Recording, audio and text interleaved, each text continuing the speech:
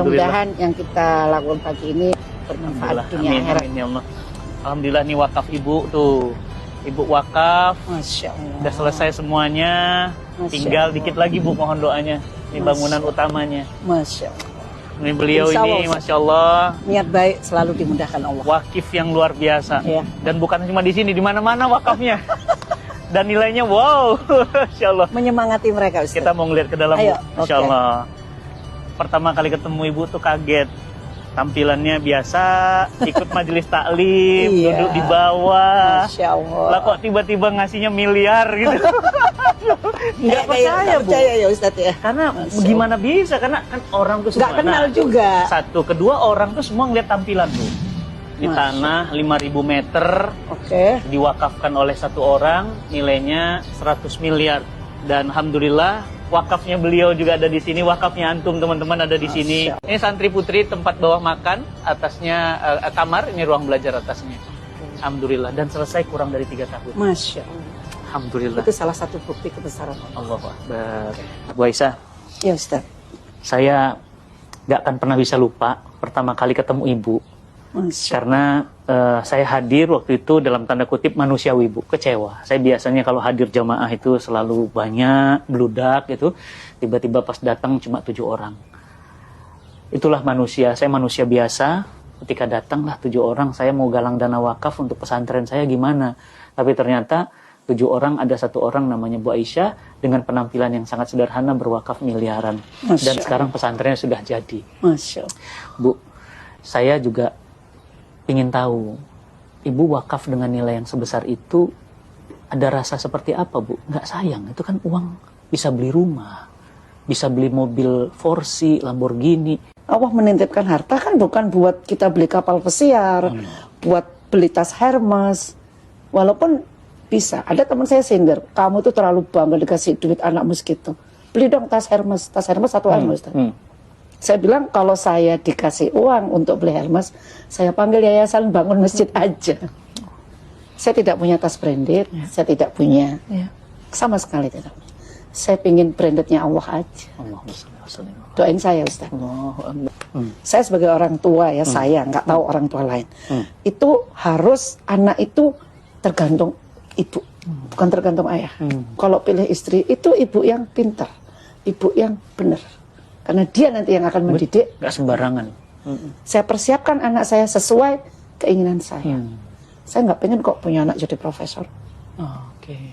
Jadi anak itu harus dipersiapkan oleh orang tuanya. Masalahnya saya juga pernah dengar dari ibu. Ibu punya restoran di Surabaya, di jalan yang sangat-sangat prestisius.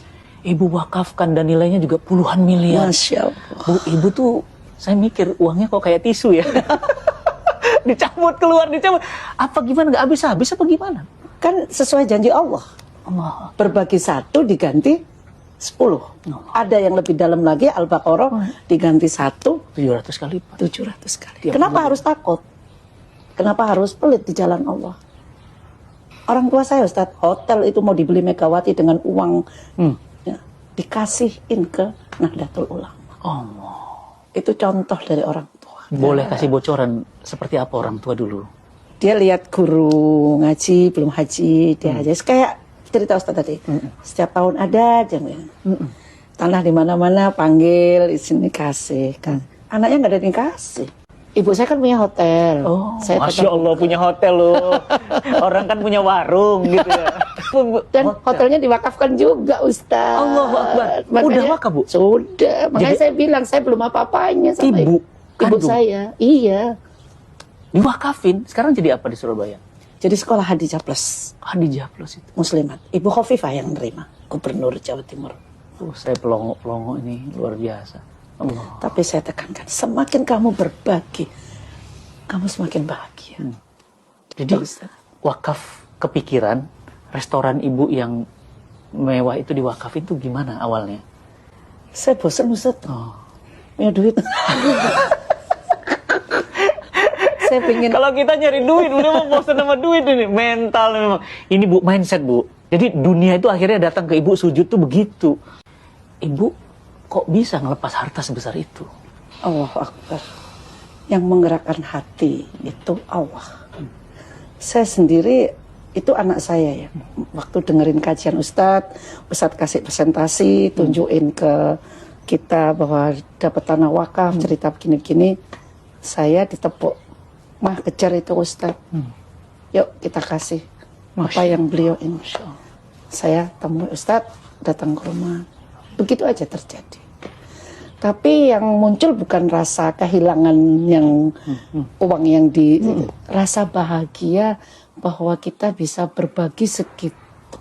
Itu menurut saya masih sangat kecil. Jadi rasa bahagia itulah yang tidak ternilai dengan miliar tadi. Yang didatangkan sama Allah.